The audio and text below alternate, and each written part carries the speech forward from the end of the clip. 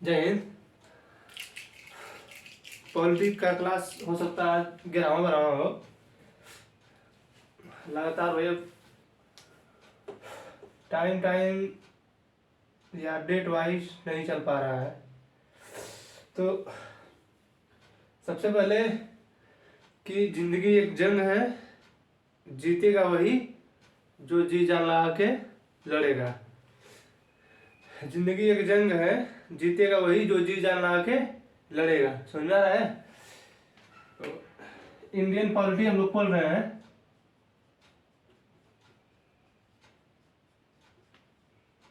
Indian polity मतलब भारतीय संविधान। अब इतना बताए हैं तो इतना तो पता होगा कि कभी कभी भारतीय राज्य व्यवस्था भी लिखता है। भारतीय राज्य व्यवस्था भारतीय संविधान को इंडियन कॉन्स्टिट्यूशन लिखता है, constitution of India. Indian politics भारतीय राज्य व्यवस्था लिखता है। तो हमने आपको भाग 3 का जो मूल अधिकार है वो पढ़ाना शुरू किया है। उसमें हमने आपको समता बताया है जो 14 से 18 तक है। इसमें हमने आपको समानता या समता का अधिकार बताया है। इसका समानता या समता का अधिकार मतलब इसमें सभी लोग एक इक्वल होंगे, सभी लोग बराबर होंगे। वो अलग बात है कि आज के समय में हम लोगों के बीच में मतलब जैसे जो गरीब हैं चाहे अमीर हैं, तो आप अक्सर देखते होंगे कि कहीं ना कहीं भेदभाव जरूर हो जाता है। कुछ भी हो, अस्पृश्यता जो है सत्रह में कहीं ना कहीं हो ही जाती है। SC ST वालों के साथ, हम लोगों के साथ कहीं ना कहीं बड़े लोग जो हैं आगे हैं ही। धर्म के आधार पर आज के समय में 2022 चल रहा है ये, तो देख ही रहे हैं कि धर्म किस मतलब तरीके से चल रहा है। अनुच्छेद 15 धर्म मूल वंश जाति लिंग के आधार पर किसी से भेदभाव नहीं करना है। लेकिन अब होता है भाई, अब आप मुस्लिम हैं, हम हिंदू हैं, वो सिख हैं, वो ईसाई हैं, वो पारसी हैं, वो जैन हैं। तो मतलब कहने की जो बात है, अब वो संविधान तो हमारा यही कहता है कि हमको नहीं करना चाहिए, लेकिन कोई सुनता कहाँ है। उतनी सुनता तो अगर सुनता ऐसा तो भारत नहीं, जो पहले सोने की चिड़िया हुआ करता था, या कहें तो माने तो आज भी भारत सोने की चिड़िया है ही, लेकिन अब उसके लिए कहना और होना बहुत अंतर होता है। जैसे क्या है कि कोई किसी चीज़ों को कोई बोलता है, बोलने से ज़्यादा बेटर है अगर उसके पास हो। तो हमें भारत को सोने की चिड़िया कहने से ज़्यादा बेटर हो कि हमारा भारत जो है सोने की चिड़िया हो। लेकिन कोई मतलब नहीं है, देश में नेता इतने लूटते खसोटते हैं, क्या करेंगे। तो ये जो समानता का अधिकार है, ये 14 से 18 तक है समानता का अधिकार। हमने फिर पढ़ाया आपको 19 से 22 तक स्वतंत्रता का अधिकार। स्वतंत्रता का अधिकार 19 में पहले 7 प्रकार की स्वतंत्रता थी। उसमें छठवां जो स्वतंत्रता थी 19 का 6, उसको समाप्त किया गया। वो क्या था? वो था संपत्ति का अधिकार। 48वां 44वां संविधान संशोधन 1978 द्वारा इसे क्या किया गया? खत्म कर दिया गया। क्या किया गया? खत्म कर दिया गया। समझ में आ रहा है नहीं? तो ये जो स्वतंत्रता का अधिकार है, इसे मौलिक अधिकार तो किसी भी व्यक्ति के जीवन का ही एक अधिकार है, जिसके बिना कोई व्यक्ति जी नहीं सकता है। जैसे अब इसमें जो स्वतंत्रता का अधिकार है, इसमें 6 प्रकार की स्वतंत्रता है। मान लीजिए अगर आपको जेल में बंद कर दिया जाए, तो अगर आपको जेल में बंद कर दिया जाता है तो आपकी स्वतंत्रता क्या छीन जाती है ना? स्वतंत्रता आपकी छीन जाएगी। आप वहाँ पे कुछ नहीं कर सकते हैं, सिर्फ जीने खाने रहने के लिए ही कुछ काम होता है वहाँ पे कर सकते हैं। न कहीं घूम सकते हैं, न कुछ भी मतलब नहीं कर सकते हैं। आपको पता है अच्छी तरह जेल में आप क्या होता है। समझ में आ रहा है? तो इसी के तहत हमने आपको पढ़ाया है अनुच्छेद 21 और अनुच्छेद 22। अनुच्छेद 20 में बताया था अपराध के संबंध में दो सिद्धि से संरक्षण। उसमें ये बताया था कि एक सजा के सॉरी एक जो अपराध हुआ है उसके लिए एक सजा, मतलब एक ही बार सजा होगी। अगर और क्या है कि आपको कोई भी, जैसे आप को ये नहीं कहा जाएगा कि आप गवाही दीजिए कि नहीं आप ही ने ये काम किया है, मतलब आपके खिलाफ आपको गवाही देने के लिए बाध्य नहीं किया जाएगा। लेकिन कहीं ना कहीं आप देखते होंगे कि कोई किसी को गोली से मारता है तो कोई कुछ भी करता है तो फिंगरप्रिंट चेक होता है ना, तो आप कहेंगे कि हमको गवाही देना ही नहीं। गवाही देने का मतलब अपने प्रति साक्ष्य जो देना है, तो वो जो साक्ष्य आप देंगे वो भी तो एक साक्ष्य होगा ना, अगर आप अपना फिंगरप्रिंट देंगे तो अब इसमें तो ये बोल रहा है कि आपको अपने खिलाफ गवाही नहीं देना है, लेकिन कहीं ना कहीं अगर आप फिंगरप्रिंट देंगे तो आपके खिलाफ गवाही होगा कि नहीं, उसी को इसमें कहा गया है कि नहीं, जैसे आपको मौखिक रूप से नहीं देना है। अगर मान लीजिए वारदात आपने ऐसा किया है तो उस वारदात को कैसे चेक किया जाएगा, तो आपके फिंगरप्रिंट से होगा। तो उसी लिए मतलब इसमें कहा गया है कि नहीं, आपका फिंगरप्रिंट अगर मांगेगी सरकार तो आपको देना पड़ेगा। समझ में आ रहा है ना। और फिर था अनुच्छेद 20 हो गया। अनुच्छेद 21 था प्राण एवं दैहिक स्वतंत्रता। प्राण एवं दैहिक स्वतंत्रता, इसमें ये बोला गया है कि आपको आपके जीवन जीने के लिए, आपके जीवन जीने के लिए जितने भी अधिकार होंगे, जैसे एक स्वस्थ शरीर को, हमारे शरीर को जीने के लिए कितने अधिकार हो सकते हैं। हम श्वास ले सकते हैं, ये हमारा मूल अधिकार है, प्राण एवं दैहिक स्वतंत्रता के अंतर्गत आता है। हम अच्छा स्वास्थ्य लें, मेडिकल हेल्थ लें, हम विदेश घूमें, देश में घूमें, मोबाइल चलाएं, फोन चलाएं, गाड़ी चलाएं, घोड़ा चलाएं, पत्नी से शादी करें, गर्लफ्रेंड 4 ठो घुमाएं, ये क्या है, हमारी स्वतंत्रता है। समझ में आ रहा है। तो जो ये स्वतंत्रता है, इसमें ये कहा गया है कि आपको जीवन जीने के लिए जितनी भी स्वतंत्रताएं हैं, आपको हर स्वतंत्रताएं मिलेंगी। इसमें यह भी कहा गया है कि आपका जो प्राण है, जो अंदर है शरीर के, इसे कोई छीन नहीं सकता है। तो ये सोचिए, अगर आपने किसी का मर्डर कर दिया, आपने अगर किसी का मर्डर कर दिया और आपको पुलिस गिरफ्तार करने आई, तो आप तो कहेंगे कि अनुच्छेद 21 में ये कहा गया है कि आप किसी की जान नहीं ले सकते हैं। हाँ, मान लीजिए अगर आप मर्डर करते हैं तो आपको सजा होगी ना फांसी की, आप क्योंकि आपने मर्डर किया है। तो आपको सजा होगी, वो जो सजा होगी, तो आप कहेंगे ना अनुच्छेद 21 के तहत कि हमें स्वतंत्रता है जीने की, हमें अच्छे स्वास्थ्य की स्वतंत्रता है, हमें सांस लेने की स्वतंत्रता है, आप हमें जेल में क्यों रख रहे हैं, ये सब बोल सकते हैं आप।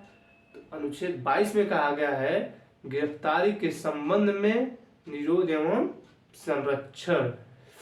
इसीलिए अनुच्छेद 22 बनाया गया है कि अगर आप अनुच्छेद 21 के तहत नहीं जाएंगे, आपने किसी का मर्डर कर दिया है, तो आपको ले कैसे जाया जाएगा, ये अनुच्छेद 22 में बताया गया है। तो अनुच्छेद 22 में जो बताया गया है कि गिरफ्तारी के संबंध में दो सिंधी से संरक्षण, तो अनुच्छेद जो 22 देखिए हम बता चुके हैं पहले। देखिए ये चिंता मत करिएगा, तो 21 का जो क बताना है, पहले वाले वीडियो में मैंने छोड़ा है, यहाँ पे भी चिंता मत करिए, 21 का क बताना है। 86वां संविधान संशोधन 2002 द्वारा उसको जोड़ा गया है, हम बता देंगे अभी, इसको परेशान मत होइए, आप इसके लिए परेशान मत होइए। अनुच्छेद 22 में क्या है, गिरफ्तारी के संबंध में दो सिद्धि से संरक्षण। तो गिरफ्तारी देखिए हमारे यहाँ दो टाइप से होती है।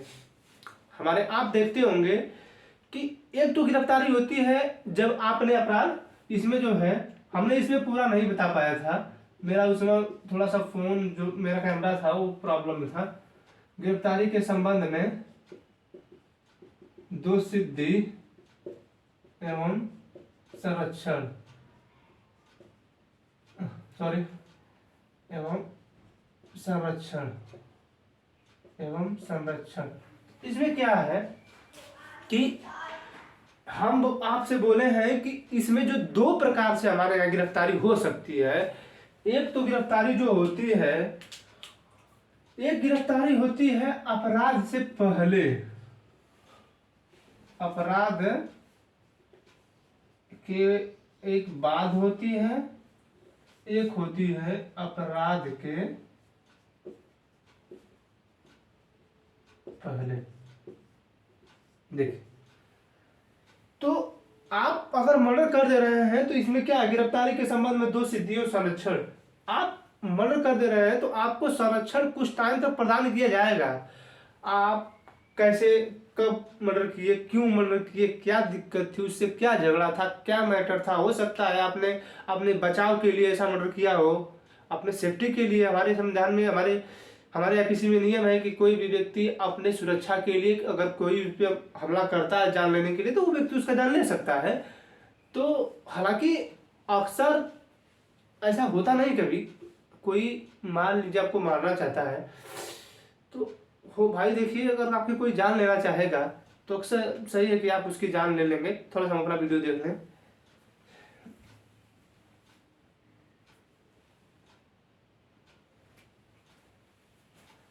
तो जो जान लेने की बात है कि कोई व्यक्ति अगर आपको मार रहा है तो हो सकता है आप कुछ ऐसा उपकरण प्रयोग कर दें, ऐसा कोई यंत्र प्रयोग कर दें जिससे उस व्यक्ति की जान चली जाए। तो उसको भी दिखाना पड़ता है, बताना पड़ता है कि नहीं, इस तरीके से हमने इन व्यवहार किया तो इनका मतलब मृत्यु हो गया। मेरे गांव में एक बात है, मेरे गांव की बात है, उनका लड़का जो है मतलब लिक्वर दारू पी कर आया था, शराब पी कर आया था। तो वो जो शराब पी कर आया था तो मतलब बहुत ज़्यादा पीता होता था, उधर बॉम्बे में रहते हैं सब लोग। तो वो जो पीता था ना, बहुत ज़्यादा पीता था, आके घर पे गाली देता था, मतलब माँ बाप सबको मतलब उल्टा सीधा। तो शायद अब देखिए, हम कंफर्म कैसे करें, लोग कहते हैं दारू पीता था इसलिए मर गया, लोग कोई कहता है कि नहीं मार दिए शायद, इसी तरह झगड़े में मारे हैं तो एक्सपायर होगा। भाई उसकी जो कंफर्म इंफॉर्मेशन हमें नहीं पता है, लेकिन हम जो सुने थे उसके बारे में बताया है। और वो भाई वो मामला था शायद कुछ दिन चला था, कैसे फिर समाप्त हो गया। तो अगर वो अपराध आपने कर दिया, आपने किसी को मार दिया, तो उसमें ये कहा गया है पुलिस आपको गिरफ्तार करेगी। गिरफ्तारी के संबंध में दो सिद्धि एवं संरक्षण। तो पुलिस, अगर आपने किसी का मर्डर किया है तो पुलिस गिरफ्तार करेगी। तो गिरफ्तार किस बेस पे करेगी, उसके पास भी कोई सबूत होना चाहिए तभी ना गिरफ्तार करेगी। उसके पास आप जाएंगे, एफआईआर लिखवाएंगे, एफआईआर लिखेगा तो आएगा, चेक करेगा तो फिर अगर आप नहीं पकड़े जा रहे तो आपके खिलाफ वारंट जारी होगा। अगर आप नहीं पकड़े जा रहे हैं तो सब कोर्ट द्वारा आपके खिलाफ वारंट जारी किया जाएगा, और जो वारंट जारी किया जाएगा उसी वारंट के तहत आपको गिरफ्तार किया जाएगा, क्योंकि आपने अपराध किया है ना। और इसमें यह कहा गया है, समझ में आ रहा है कि नहीं, गिरफ्तारी के संबंध में दो सिद्धि एवं संरक्षण, मतलब आपको बिना मतलब का कोई गिरफ्तार नहीं कर सकता है।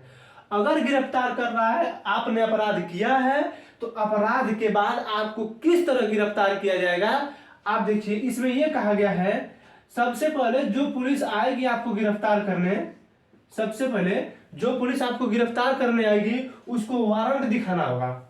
उसको वारंट दिखाना होगा कि आप वारंट दिखाइए। जो पुलिस आएगी ना, पेपर लेके आएगी कि ये आपके खिलाफ वारंट है, आप चलिए, आपको गिरफ्तार किया जाता है। तो वो क्या है, आपके खिलाफ वारंट जारी करेगा, तभी आपको गिरफ्तार किया जा सकता है। क्योंकि यहाँ पे संरक्षण की बात की गई है, उस तरह आपको कोई गिरफ्तार नहीं कर सकता है, समझना रखने। और इसमें कहा गया है, अगर आपको गिरफ्तार कर लिया गया है, अगर आपको गिरफ्तार कर लिया गया है तो क्या होगा। तो इसमें यह कहा गया है कि 24 घंटे के अंदर, 24 घंटे के अंदर आपको मजिस्ट्रेट के सामने पेश करेगी। पुलिस जो है 24 घंटे के अंदर मजिस्ट्रेट के सामने आपको पेश करेगी। तो अक्सर आप देखते होंगे लोग शनिवार के दिन कोई गिरफ्तार नहीं होना चाहता है। क्यों जानते हैं? क्योंकि संडे को छुट्टी रहती है, संडे को कोर्ट की छुट्टी रहती है। तो तो जो संडे को कोर्ट की छुट्टी रहती है उसी चीज को लेकर मतलब अक्सर लोग शनिवार को जो गिरफ्तार नहीं होते। मेरे ही गांव में, हमारे गांव में अक्सर ये सब होता रहता है। हमारे गांव में लड़ाई हुई थी तो कुछ मामला था, तो कुछ 2-3 बच्चे थे, शनिवार लड़ाई शनिवार के दिन ही हो गई। बहुत मामला था, बहुत ही अड़बड़ चल रहा था, चुनावी मामला था, सब प्रधान गांधी का लेकर तो अड़बड़ चल रही थी सब। तो शनिवार के दिन ही सब लड़ाई वड़ाई हो गई थी, तो उसी दिन मतलब सभी लोग गिरफ्तार हो गए थे। तो अक्सर कोई शनिवार को गिरफ्तार नहीं होना चाहता है, क्योंकि शनिवार के दिन जो लोग गिरफ्तार होते हैं उनको 24 घंटे के अंदर नहीं पेश कर पाती है पुलिस, क्योंकि इसमें यह लिखा गया है 24 घंटे के अंदर मजिस्ट्रेट आपको उनके कोर्ट के सामने पेश करेगी, न्यायालय के सामने। लेकिन जब संडे को छुट्टी रहती है कोर्ट की तो 24 घंटा तो इससे ऑलरेडी आप शनिवार को पकड़े गए हैं। शनिवार को मान लीजिए आप शाम को ही पकड़े जाते हैं 10 बजे रात को, और सुबह रात को अगले संडे को जो रात होगी उस 24 घंटे तीसरे हो गए, आपको फिर सुबह ले जाएगा ना मंडे को। उस मंडे को भी वो पुलिस वाले आपको कम से कम 10 बजे ले जाएंगे, तो 24 घंटे हो गए, 12 घंटे हो गए, 36 घंटे हो गए टोटल। तो इन सभी चीजों को नहीं जोड़ा जाएगा। और उसके बाद जब वो थाने से कोर्ट के लिए जाएंगे तब उसमें जब वो थाने से 10 बजे कोर्ट के लिए जाएंगे तो उनके बीच में जो भी 3-4 घंटे का गैप होगा उसको भी नहीं जोड़ा जाएगा। अब समझ में नहीं आता है किस तरीके का मतलब प्रयोग करते हैं लोग, कुछ समझ में नहीं आता है। लेकिन वो जो एक्चुअली टाइम है उसी में इंक्लूड होगा। जब टाइमर नहीं कर लिया जा रहा तो कैसे पता चलेगा कि 24 घंटे के अंदर पेश कर रहे हैं। लेकिन कभी भी आप देखते हैं कि मान लीजिए मंडे को पकड़े गए या ट्यूसडे को पकड़े गए तो अगले दिन उनको पेश करना ही करना होगा। अगर नहीं करते हैं तो हैबियस कार्पस लगेगा। समझ में आ रहा है कि नहीं? हैबियस कार्पस लगेगा, जिसके तहत उनके ऊपर फिर कोर्ट जो है समन जारी करेगी कि वो व्यक्ति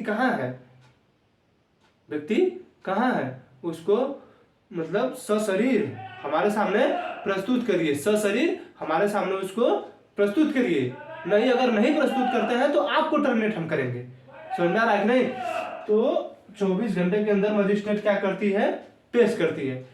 तो ये जो चीज है अपराध के बाद जो है कि पुलिस कैसे गिरफ्तार करेगी आपको, तो आपको सबसे पहले वारंट दिखाएगी, और वारंट दिखाने के बाद गिरफ्तार कर ली तो 24 घंटे के अंदर आपको मजिस्ट्रेट के सामने पेश करेगी। और हमने ये भी बता दिया कि कब नहीं पेश करेगी, जब छुट्टी होगी तो उसका जो 24 घंटे का टाइम नहीं गिना जाएगा, आने जाने का जो समय लगता है उसे नहीं गिना जाएगा। मान लीजिए कोई व्यक्ति है उत्तर प्रदेश का, अच्छा छोड़िए उत्तर प्रदेश का, उसको जानते हैं नरेंद्र मोदी को, वो इंग्लैंड में है, गई यहाँ महाराष्ट्र पुलिस गई, यहाँ से चाहे दिल्ली पुलिस गई, उसके खिलाफ वारंट है और इंग्लैंड ने ये कर दिया कि आपका ये जो अपराधी है, जो पैसा चोर है, लेके भागा है आपके यहाँ से, आप आइए इसको लेकर जाइए।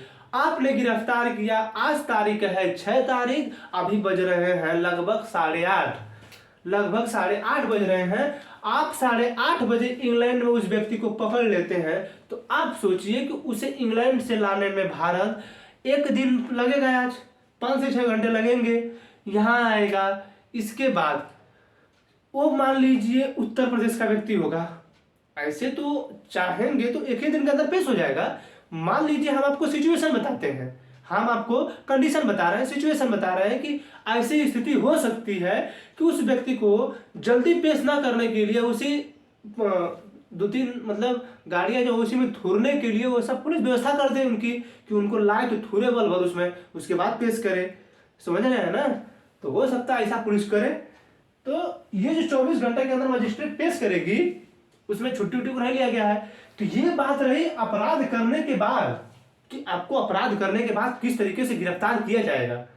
लेकिन अपराध के पहले भी पुलिस आपको गिरफ्तार कर सकती है। हमारे भारत में ये नियम है, और इसमें न तो आप वकील कर सकते हैं,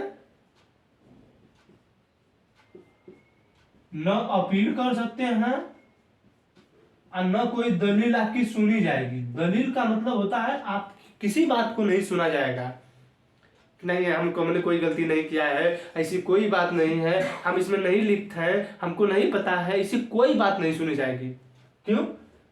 अपराध के पहले का मतलब आप कहेंगे कि इसमें कर रहे हैं, अपराध के बाद पुलिस गिरफ्तार करेगी, इसमें कर रहे हैं अपराध के पहले, ये कहां से नियम बना दिया हमारे संविधान ने? तो हमारे संविधान जो लिखे हैं ना, आज के नेताओं को कह दीजिए कि संविधान लिखना है तो ऐसा संविधान लिखेंगे कि वो उसका खुद पालन नहीं कर पाएंगे। वो ऐसा संविधान लिखेंगे कि उसका खुद ही पालन नहीं कर पाएंगे वो सब। आप सोचिए कि उस समय के नेता हमारे कैसे हैं।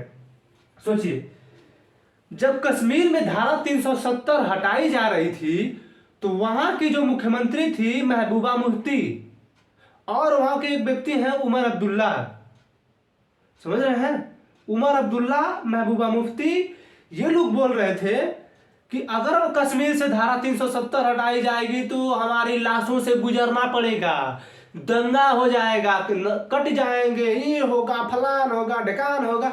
मतलब जैसे लगता था कि आप सोचिए, भारत का संविधान, जो भारत के संविधान के भाग 1 के अनुच्छेद 1 में कहा गया है भारत राज्यों का संघ अर्थात यूनियन होगा, इससे अलग राज्य भारत से बाहर जा ही नहीं सकता, बल्कि पाकिस्तान को हम शामिल कर सकते हैं। लेकिन महबूबा मुफ्ती ये बोलती है कि हम पाकिस्तान में शामिल होंगे।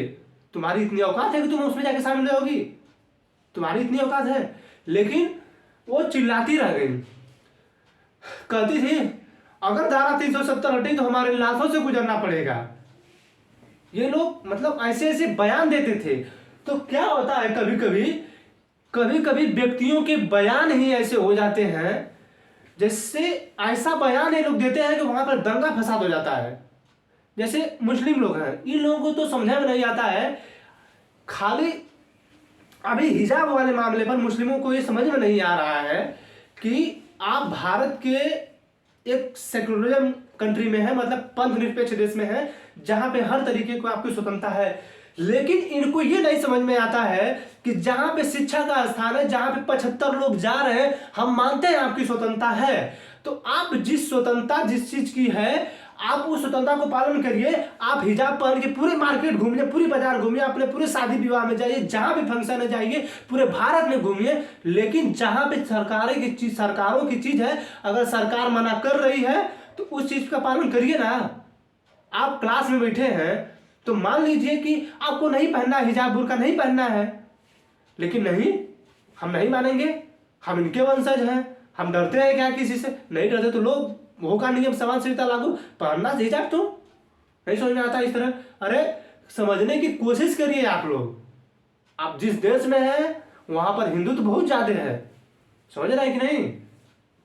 तो आप ये, हम ऐसा नहीं है कि हम मुस्लिमों का विरोध करते हैं, लेकिन कुछ सोच समझ के चलिए कि इस देश का भी जो सेकुलरिज्म वो काम करे। आप कुछ कर रहे हैं, कोई कुछ कर रहा है, इसका मतलब क्या इस देश में कोई मालिक नहीं है? अरे आप लोग समझ नहीं पा रहे हैं नेता किस तरह लड़ा रहे हैं आप लोगों को। तो ये जो महबूबा मुफ्ती हैं, इनका यही काम है, यही इनका काम है कि लड़ाओ इन सबों को। तो कश्मीर में चिल्लाती रह गई, तो तुम चलाते रह गए पत्थर, और इधर लोगों ने हटा दिया धारा 370। अपराध के पहले कैसे गिरफ्तार होगा समझ में आ गया? आप कहीं भाषण दे रहे हैं, कहीं ऐसा कि सरकार हमारे खिलाफ ये काम कर रही है जो कि गलत है, अभी हमारे भारत में जो शिक्षितता की दर है, भले ही गवर्नमेंट 74% दिखाती है, हम एग्जैक्ट नहीं मानते हैं, जहां तक मैं सोचता हूं। क्योंकि हमारे देश में इतने अनपढ़ लोग हैं कि उनको नेताओं की चालबाजी नहीं समझ में आती है। सोचिए कैसे नहीं समझ में आती है। आप सोचिए, बीजेपी जो सरकार है, चाहे समाजवादी पार्टी सरकार हो, चाहे बीएसपी हो, चाहे टीएमसी हो, चाहे एनसीपी हो, चाहे एमआईएम हो, चाहे जो भी पार्टियां हो, इन पार्टियों में देखिए हर जाति के लोग नहीं हैं, हर धर्म के लोग नहीं हैं। तो आप लोग क्या मूर्ख हैं कि आप लोगों को समझ में नहीं आ रहा है कि ये नेता हम लोगों को लड़ाने की कोशिश कर रहे हैं? आप लोग किस चीज पे लड़ रहे हैं? आप लोग किस चीज पे आप लोग लड़ रहे हैं? किस बेस पे लड़ रहे हैं? अरे आप लोगों को नेताओं से लड़ना है, ना कि नेताओं से हम लोगों को आपस में लड़ना है। समझ में आ रहा है कि नहीं? तो इधर तो उल्टा चल रहा है, नेता लड़ा दे रहे हैं, आप लोग लड़ रहे हैं। वही काम था कि ऐसा भाषण सब देते हैं कि इनको सबसे पहले वो कार्य करने से, अपराध करने से पहले इनको गिरफ्तार कर लिया जाए। जैसे क्या होता है कि कभी कभी डेट फिक्स होता है कि इस दिन ये भाषण होगा, तो हो सकता है कि इस दिन ये भाषण दें, तो धारा 370 जब हटी तो हो सकता था कि महबूबा मुफ्ती ऐसा भाषण दे जिससे वहाँ आक्रोश पैदा हो, और आक्रोश पैदा हो तो वहाँ पे विद्रोह होगा। उसी विद्रोह को रोकने के लिए अपराध के पहले आपको गिरफ्तार कर लिया जाएगा, और जब अपराध के पहले आपको गिरफ्तार किया जाएगा तो वहाँ पे आपका ना कोई वकील होगा, वकील नहीं होगा, ना आपकी कोई अपील सुनी जाएगी, ना ही कोई दलील सुनी जाएगी। तो आप सोचिए, सर सिडनी रॉलेट एक्ट जो था 1919 में भारत में आया था, वो वही कानून था ना, बिना वकील, बिना अपील, बिना दलील, था कि नहीं?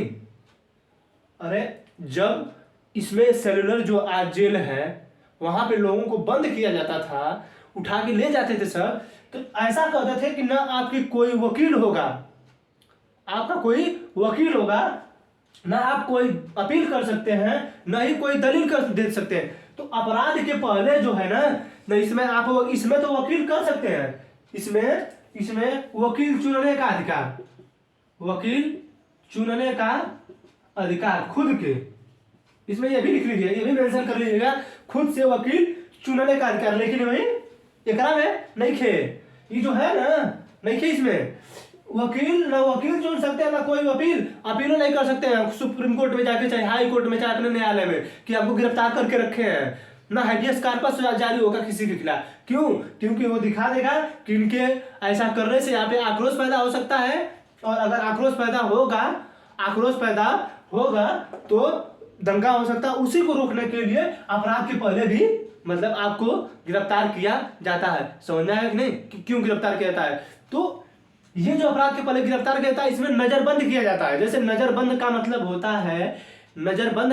होता है कि जैसे आपका घर है, देखिए मैं जिस घर में हूं, यहीं पे पुलिस हमको हमारा दरवाजा बंद कर देगी, बाहर से हमारा जो मेन गेट है वो बंद कर देगी, ताला लटका देगी, आपको सब्जी की जरूरत है पुलिस ला के देगी, आपको न किसी से फोन से बात करने दिया जाएगा, न टीवी देखने दिया जाएगा, कुछ नहीं करने दिया जाएगा। सिर्फ आप उस घर में रह रहे हैं, आराम से जो भी खाना है खाइए, जो भी बनाना है बनाइए, जो भी करना है करिए, आप अपने बीवी बच्चों के साथ उसी में रहिए। लेकिन आप किसी से फोन से बात नहीं कर सकते हैं, न टीवी देख सकते हैं, कुछ नहीं कर सकते, न बाहर जा सकते हैं, कहीं कुछ नहीं। आप नजरबंद का मतलब आप अपने घर में रहेंगे। जिस तरह लॉकडाउन लगा था, लॉकडाउन में आप फोन से बात कर सकते थे अपने गर्लफ्रेंड से, लेकिन इसमें आप अपने गर्लफ्रेंड से बात भी नहीं कर सकते हैं अगर नजरबंद हो गया। आपको समझ आ रहा है कि नहीं? तो गर्लफ्रेंड वहां रहेगी, आप यहाँ रहेंगे, ये करेंगे।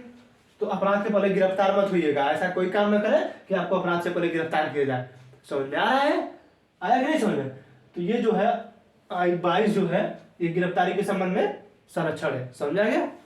इतना समझाने के बावजूद अगर आपको नहीं समझ में आ रहा है तो आप मूर्ख हैं।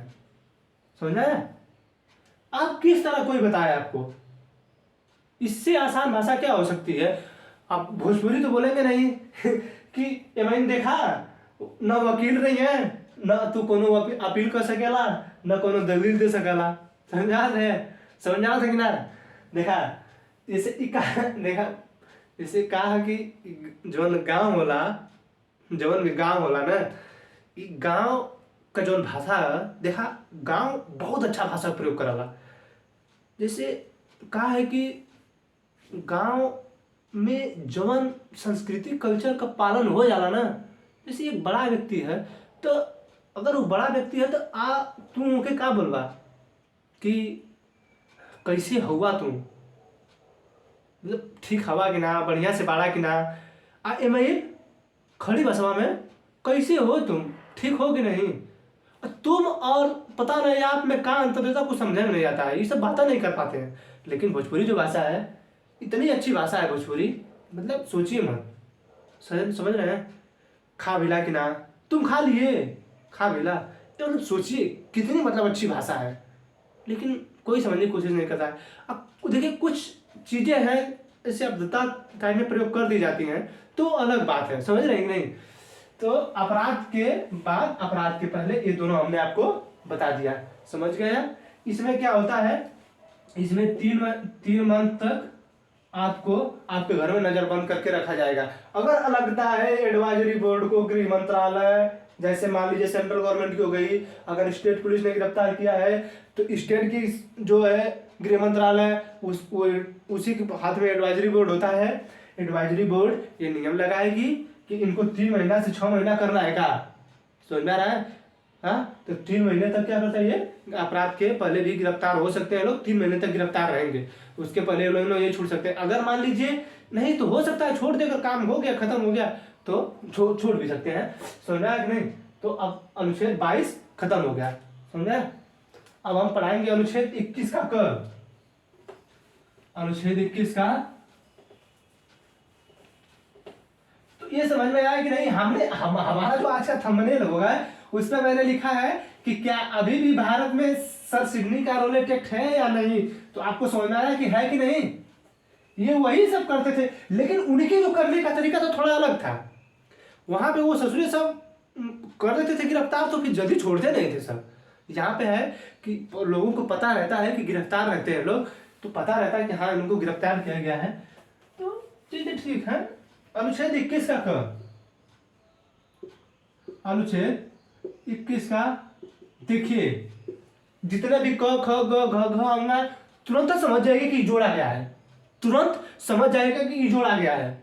क ख ग घ जहां भी लिखा है, ए बी सी डी जहां भी लिखा है, तुरंत समझिए कि ये जोड़ा गया है, ससुरा नया जोड़ा गया है। तो इसमें क्या है, इसमें यह कहा गया है कि 6 वर्ष से लेकर 14 वर्ष तक के सभी बच्चों को निःशुल्क शिक्षा का अधिकार। अब सोचिए, इसमें मौलिक अधिकार बच्चों का है।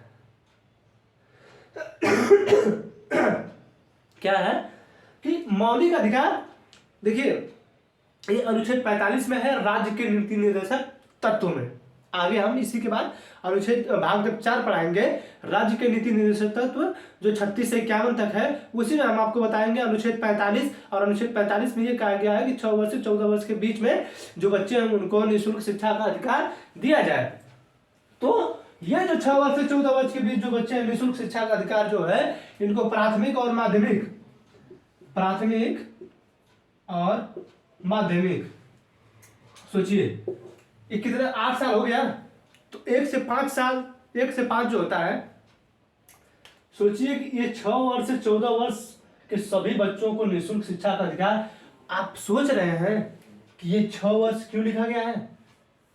आप सोचिए, आज के जो व्यक्ति हैं, आज के जो माँ बाप हैं, बच्चों को 3 साल नहीं हो रहा है, भेज दे रहे हैं LKG में।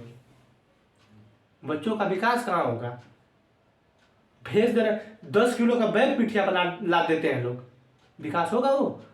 अरे कम से कम किसी भी माँ बाप को अपने, या अभिभावक हो, अपने बेटे को कम से कम 5 साल तक उसको पालें, घर की शिक्षा दें उसको, कम से कम 5 साल तक घर की शिक्षा दें, उसे पालें, ना कि 3 साल को हो गया था बाबू चल जो रे कोचिंग, चल जो रे स्कूले। समझ रहे हैं? सरकार जो 6 वर्ष लिखी है, 6 वर्ष से 14 वर्ष के सभी बच्चों को, तो इसमें 8 साल आ रहा है। और इसमें यह कहा गया है कि प्राथमिक और माध्यमिक, तो प्राथमिक जो विद्यालय होता है 1 से 5 तक होता है, माध्यमिक जो होता है 6 से 8 तक होता है, तो 5 3 8 साल हो गया ना, हो गया कि नहीं? तो ये जो 5 से 8 साल हुआ है, तो ये सरकार क्यों 6 वर्ष रखी है कि 5 साल के बाद उस बच्चे के जो माइंड, जो ये दिमाग का विकास है, ये जो विकास है ये तेजी से होता है। कहाँ किसी को समझ में आता है? माँ बाप को तो हमारा लड़का पढ़ा था, पढ़ावा ससुर तो हम लोग का पढ़ा था। तो ये अनुच्छेद 21 के तहत 6 वर्ष से 14 वर्ष के सभी बच्चों को निःशुल्क शिक्षा का अधिकार है। और इसे कब शामिल किया गया? 86वां संविधान संशोधन था, 86वां संविधान संशोधन 2002 द्वारा, समझा है? 86वां संविधान संशोधन 2002 द्वारा। तो आपकी ये स्वतंत्रता है। जैसे इसमें यह कहा गया है कि जो राज्य है आप कोई 6 वर्ष से 14 वर्ष के बीच शिक्षा प्रदान करेंगे, अगर नहीं करेंगे तो आपके मूल अधिकार का उल्लंघन होगा। आप सीधे सुप्रीम कोर्ट भागिए। क्या करिए? सीधा सुप्रीम कोर्ट भागिए। जब आपको शिक्षा नहीं दी जाएगी, अगर जो राज्य है, अब मान लीजिए प्राथमिक विद्यालय है, इसके जो टीचर है अगर मना कर रहे हैं कि नहीं, हम आपको नहीं देंगे शिक्षा, आपको शिक्षा हम नहीं देंगे, तो आप सीधा सुप्रीम कोर्ट भागिए। समझ रहे हैं? लेकिन हमारे भारत के संविधान में आज तक ये बाध्यता नहीं बनाई गई है कि एक जो पिता है, चाहे अभिभावक हो, अब जिसके अभिभावक ही नहीं है, बच्चा अगर कहीं अकेला है तो हो सकता है कि नहीं हो पाए, या जो भी हो, एनजीओ वाले उसे मतलब तो ये जो अभिभावक हैं इनको चाहिए कि हम पढ़ाएं, लेकिन साला हमारे संविधान में ऐसा कोई नियम नहीं बना है कि उसके ऊपर जोर हो कि हम आपको ड्रेस फ्री दे रहे हैं, हम आपको खाना फ्री दे रहे हैं, हम आपको पैसा दे रहे हैं, जूता मोजा किताब तक दे रहे हैं। सिर्फ क्या नहीं अभी गवर्नमेंट दे रही है, तो जिस कॉपी पे लिखा जाता है वो कॉपी नहीं दे रही है गवर्नमेंट, और कलम नहीं दे रही है। समझा रहे नहीं? यही दो चीजें बाकी है, यही दो चीजें बाकी है। तो हम सोचते हैं कि सरकार अगर इतनी पैसा खर्च कर ही रही है तो क्यों नहीं कम से कम, जैसे क्या है कि बहुत दिक्कत है हमारे भारत में, दलाल इतने पैदा हो गए हैं कि ये जो इसके टीचर हैं सब ना, अगर सरकार नियम पारित कर दे कि नहीं, हम उन बच्चों को कॉपी भी देंगे, उन बच्चों को कलम भी देंगे जो बच्चे यहाँ पे पढ़ने आएंगे, हम आपको सत्य बता देते हैं ना, ये जितने प्राइवेट वाले हैं ना, इनकी बंद हो जाएगी दुकान, बंद हो जाएगी, बंद हो जाएगी। आप समझने की कोशिश करिए, जिस दिन सरकार ने ये लागू कर दिया कि हम कॉपी देंगे पढ़ने के लिए आपको, हम कलम देंगे आपको पढ़ने के लिए, और ये निश्चित कर रहे हैं कि ये व्यक्ति जो है आपको पढ़ाए, आपको किस चीज की दिक्कत है, आपको किस चीज की दिक्कत है? यही ना कि आप उसको कॉपी नहीं दे पा रहे हैं, उसको कलम नहीं दे पा रहे हैं, और बाकी 1 से 8 तक उस बच्चे को तो दिया जा रहा है सब कुछ ना, उसको ड्रेस तो साल में 2 ड्रेस दिया जा रहा है, 2 जूते दिए जा रहे हैं, झोला दिया जा रहा है, किताबें दी जा रही हैं, उसको शिक्षा फ्री उपलब्ध कराया जा रहा है। तो हम सोच रहे हैं कि ये चीजें क्यों नहीं उपलब्ध करा दी जाती है गवर्नमेंट को, और गवर्नमेंट को किसी ना किसी दिन करना होगा और करेगी। ये जो जिस दिन गवर्नमेंट करेगी उसी दिन अच्छा काम होगा, और जब ये काम हो जाएगा तो हम बता दे रहे हैं कि प्राइवेट वाले बंद हो जाएंगे। जितना वो लूटते हैं पैसा ना, अब बंद नहीं होगा तो कहेंगे एनसीईआरटी लागू हो गई कि नहीं, एनसीईआरटी लागू हो गई, वही शिक्षा देंगे, अच्छी शिक्षा है। एनसीईआरटी किताबें हम भी पढ़ते हैं यार, हम आज पढ़ते हैं 6, 7, 8, 9, 10, 11, 12 किताबें आज हम पढ़ते हैं। हम आपको बता रहे हैं ना, हम आज आपके सामने पढ़ा रहे हैं, लेकिन हम आज पढ़ते हैं एनसीईआरटी 6, 7, 8, हम आज पढ़ते हैं। आज इस समय की बातें बता रहा हूँ, फिलहाल की। आज तारीख है 6 मार्च 2022, इस समय मैं पढ़ता हूँ एनसीईआरटी 6, 7, 8 की।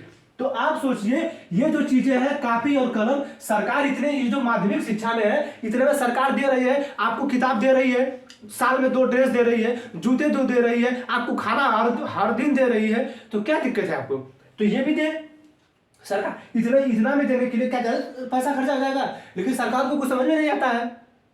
सरकार छात्रवृत्ति देती है 500 रुपया योजना, अरे क्या सरकार को समझ में नहीं आ रहा है? अरे 500 रुपया आप काफी खर्चा कर देगा, 500 रुपया कितना भर देगा जी, वो कितना भर देगा?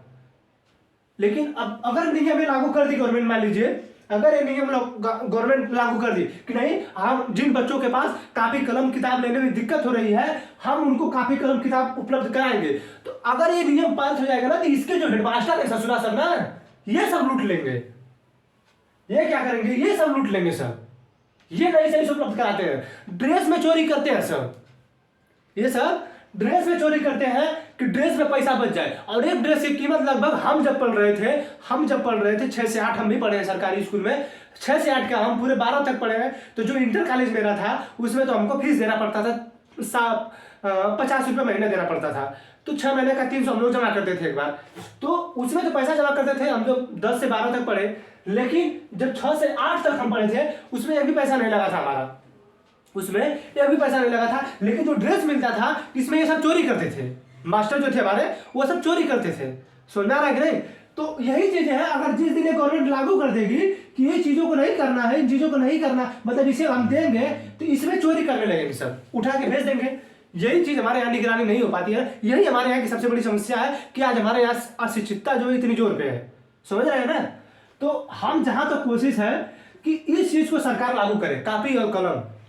और इससे भी ज्यादा जरूरी है कि अभिभावकों पर जोर डाले सरकार, अभिभावकों पर सरकार जोर डाले कि नहीं आप अपने बच्चों को पढ़ाइए ही पढ़ाइए। अगर नहीं पढ़ा रहे हैं तो जिस तरह राज्य के तहत सुप्रीम कोर्ट जा सकते हैं ना, आपके भी तहत कुछ ना कुछ कार्रवाई होगी। नहीं तो आपको किस चीज की दिक्कत है आप हमें बताइए। हम ये पूछना चाहते हैं आपसे, समझ आ रहा है नहीं, हम आपसे ये पूछना चाहते हैं कि आपको किस चीज की दिक्कत है, आपको किस चीज की दिक्कत है। सरकार कापी कलम उपलब्ध कराई दे रही है, ड्रेस उपलब्ध कराई दे रही है, हर चीज खाना वाना सब कुछ उपलब्ध करा दे रही है, तो किस चीज की दिक्कत है भाई, किस चीज की दिक्कत है आपको। अरे क्या खाना, ये जो खाना है क्या अपने घर में रखेंगे तो उस लड़का को भूखा रखेंगे क्या, उस लड़का को आप भूखा रखेंगे क्या। तो कम से कम खाना जो गवर्नमेंट दे रही है एक टाइम वो तो दे रही है ना, लेकिन नहीं। तो हम सोचते हैं कि जो सरकार है उसे दबाव बनाए वो अभिभावक पर भी दबाव बनाए कि हम हर चीज दे रहे हैं। केजरीवाल को देख रहे हैं, केजरीवाल को किस तरह शिक्षा को बना रहा है। हमारी उत्तर प्रदेश गवर्नमेंट है, 400 रुपया देते हैं लोग, पता नहीं क्यों देते हैं। अरे आप 1000 करोड़ रुपया उसके लिए पास करें तो 500 करोड़ और बेसी कर दीजिए शिक्षा के लिए। अगर आपके राज्य या आपके देश का एक लड़का शिक्षित है तो उसे हर चीज मालूम होना चाहिए, लेकिन नेता ये नहीं चाहते हैं ना कि शिक्षित होगा, शिक्षित होगा तो विरोध करेगा वो इनका, इसलिए चाहते हैं कि शिक्षित ना हो।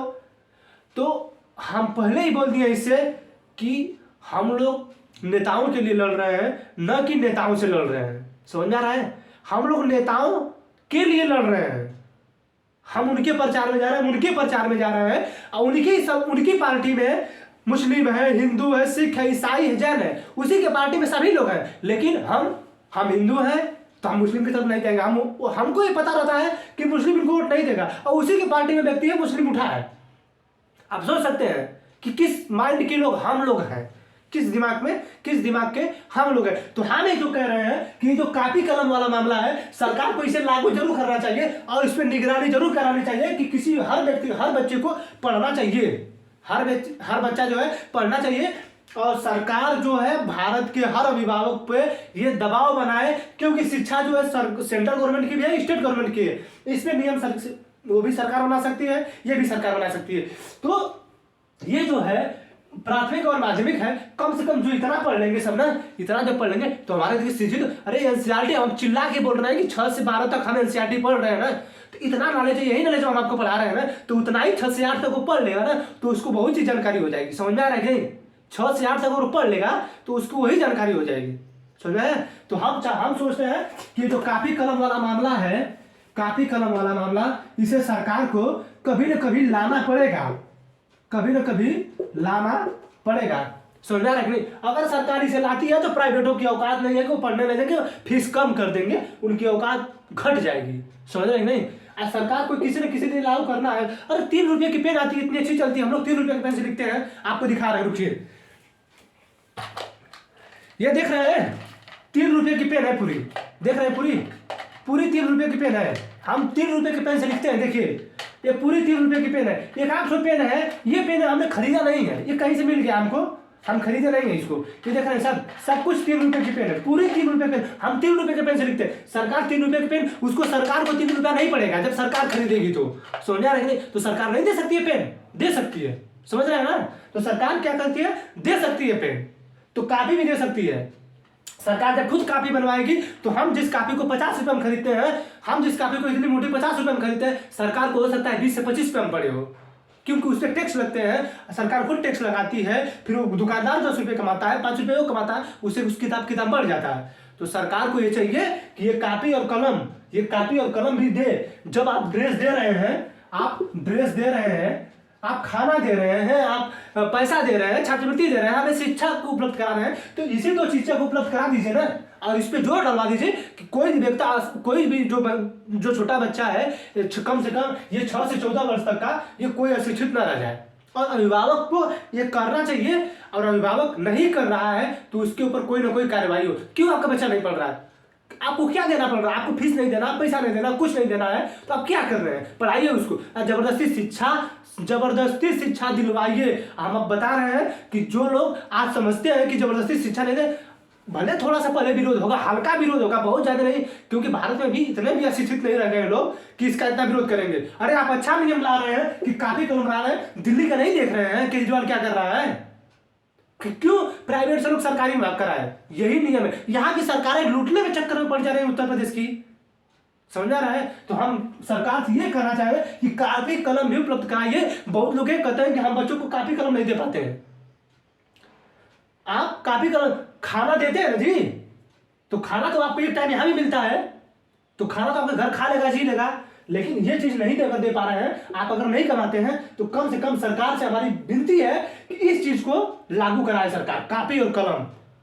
और जो टीचर हैं जिसके ये प्राथमिक और माध्यमिक के टीचर जो है, इनसे विनती है कि कृपया आप लोग ध्यान दें, समझ रहे हैं। इनसे विनती है कि ये लोग ध्यान दें कि हमारे देश के लोग पढ़ाएं। आप लोग यार क्या कर रहे हैं, मजाक कर रहे हैं क्या। हमारे देश का इस 6 से 14 साल के बच्चों को पढ़ाने की बात करें, ससुरा 6 से 14 साल का बच्चा गुटखा खाता है यार। हमारी देश की मेंटालिटी देखिए कहाँ जा रहा है हमारा भारत, समझ रहे हैं। तो ये जो चीज है, इस चीज को ध्यान दीजिए। सरकार से यही हम कहना चाहेंगे कि इसको भी फ्री करिए एक बार इसको लगा कर देखिए। तो भारत सरकार का नियम है, स्टेट में जो गवर्नमेंट है लगा के देख ले, एक बार पारित करके देख ले इसे कि हो रहा है कि नहीं, समझ रहा है कि नहीं। तो आई होप कि आपको इतना समझ में आया होगा। अब इतना बहुत ज्यादा बोल दिए तो इतना समझाने के लिए आज के लिए इतना ही। ये जो अधिकार है, समता का अधिकार आपका खत्म हो गया, समझ रहे कि नहीं। समता का अधिकार जो है खत्म हो गया। अब सॉरी, स्वतंत्रता का अधिकार 19 से 22 तक स्वतंत्रता का अधिकार है, ये खत्म हो गया।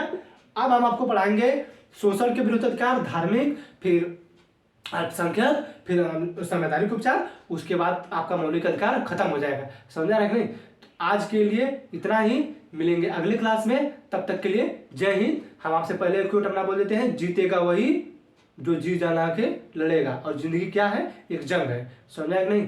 बहुत बहुत धन्यवाद आपका, जय हिंद, थैंक यू।